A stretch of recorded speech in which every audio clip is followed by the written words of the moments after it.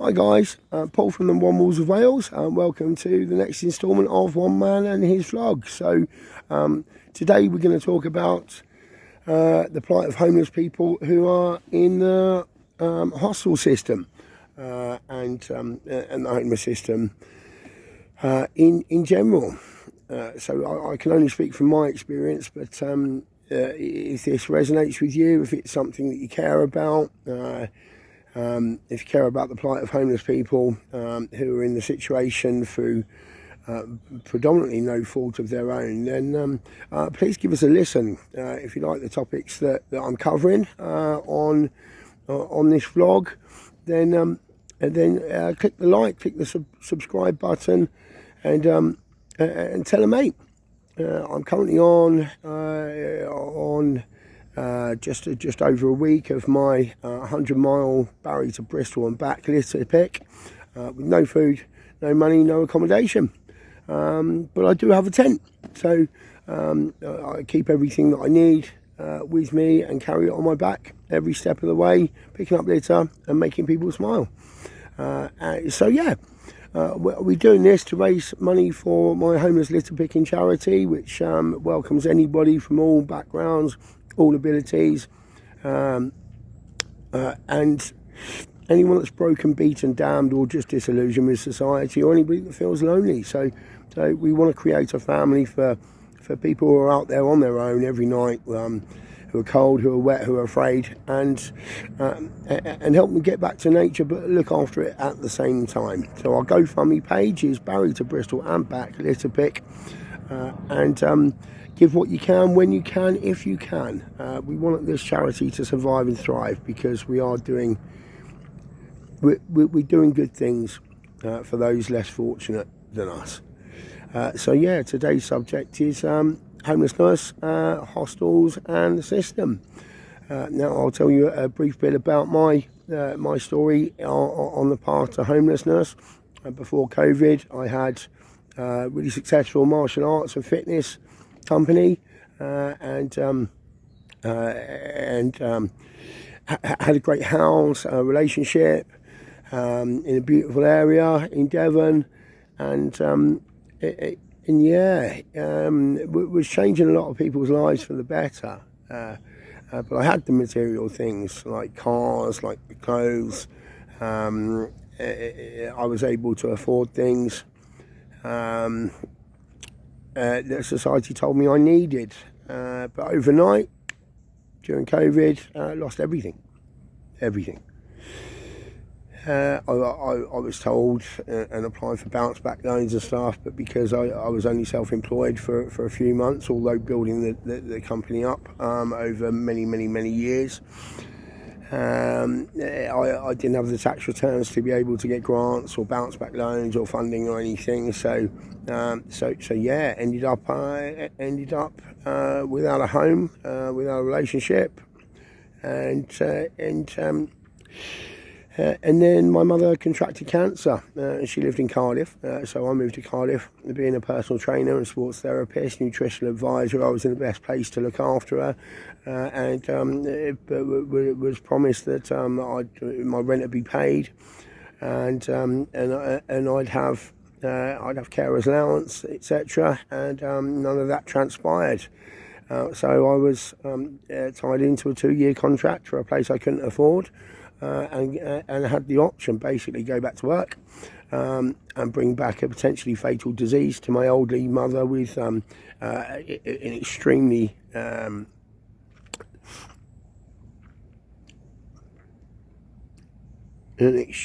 low immune system and ability to fight off any diseases, or go back to work, or become homeless. So I decided to not go back to work and prioritise my mother's health, and so that's what I did. She became much fitter, much stronger physically, but then after that the inevitable happened. Although promises from different groups and the council and everything that my rent would be paid, that they'd never evict me, that even if I was evicted, then they'd find me a place immediately. I'd never be in the hostel system. I was diagnosed with autism, and my doctor said that I wouldn't survive in the hostel system. That I needed to be housed and have the proper care that I needed. None of that transpired, and on the deadline day, that the council did back pay and hold their hands up. They back paid my arrears in rent. However, the landlord obviously by that time had just had enough, so I got evicted and told to wait outside, go and sit on the street outside a homeless hostel. So that's what I did, and then some people in housing promised me I'd only be there for 2 days before they get me a place, and that was 2.5 years ago.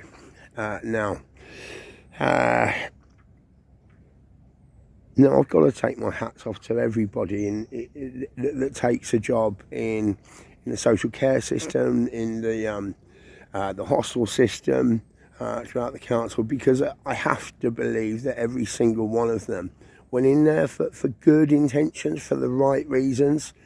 But it seemed to me in the past 2.5 years that of experience that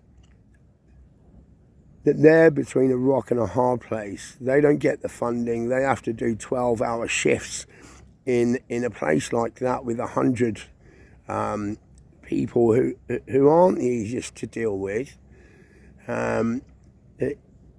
It's got to be very draining for a person like that, and very often the staff are amazing. However, their management course and training asks more of them and more of them and more of them in order to save money, and I'm sure budget cuts have made a difference to this, etc. But the thing is, they do get to go home at the end of it. We don't, and I was only in there because I'm autistic, and I came to care for my mum and save my mother's life. I truly believe that. But it's still, as soon as you're in the system, you get treated like more dehumanised. And I don't think it's the frontline workers' fault. I don't even think it's middle management's fault. They have to make decisions. But it's very, very easy, or it's much easier to blame somebody's situation on themselves than it is to realise that something's got to change with the system. And there are people out there that aren't on the front line, and I'm sure that everybody in every job can appreciate this, especially if you're on the front line. You're the ones who have to deal with the day-to-day complaints from people, the angst from people, and you're the people who are actually making the decisions are nowhere to be seen. They've never been in the system. Most of them have never been on the front line dealing with these people, and a lot of them are just chasing the next step in their career. Good workers are leaving, retiring, and finding other jobs left, right and centre. It's just the same with the NHS, etc. And it's all about money. And when I was first in the hostel, they used to do cooked breakfasts, and a week later they stopped doing that, and you either got 1 bowl of cereal or 2 bits of Weetabix, or 4 slices of toast a day, and then followed by a meal in the evening that was outsourced to a private company who obviously all about the money. They didn't serve the food, and that food just ends up giving you vomiting, diarrhoea.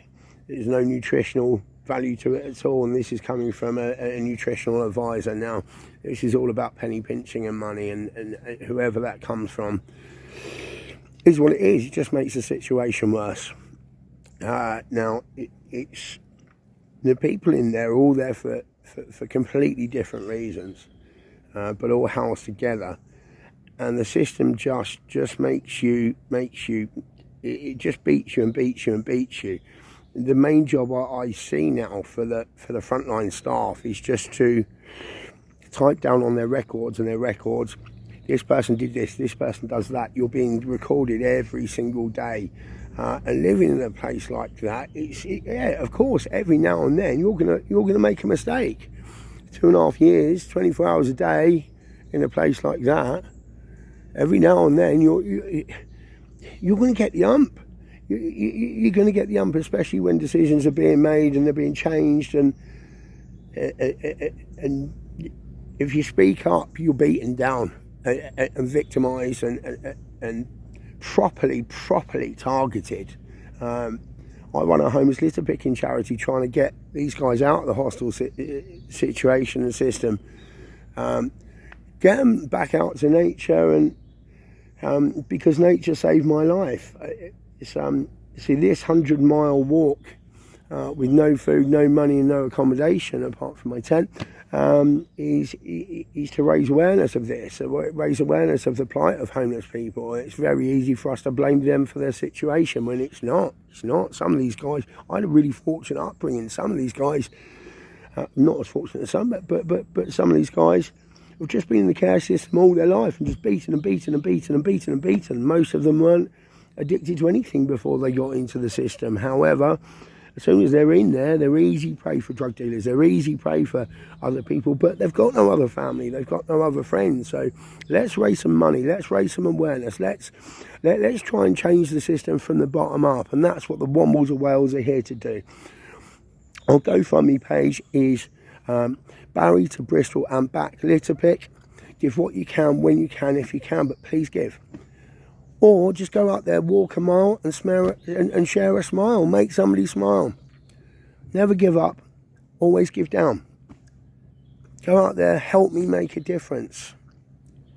There are so many amazing people out there, and we all deserve somebody's love. So go out.